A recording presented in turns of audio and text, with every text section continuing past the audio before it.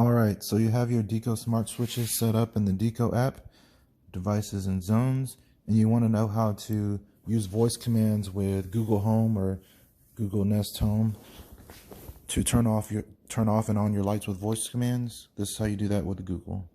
So let's go to the Google Home app. Let's go to Settings. Scroll to the bottom. Works with Google. Then here, we're actually going to search for Deako.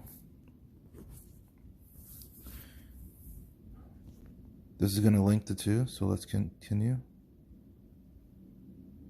Alright, so we're going to log in or sign up. Since we already have our Deako app set up, we should have an account, so we should be able to log in. You'll use your username and password here, but I'm already actually signed in the browser currently. So I'm just going to select that account that I would sign in with.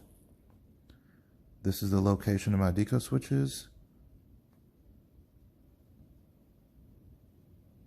Alright, so it's linking the account. So these are all of my smart devices that it's found. I'm actually going to just take them all. I don't think you have to assign them to a room, but in my case, I'm just gonna add them to this area and I'll separate them out later.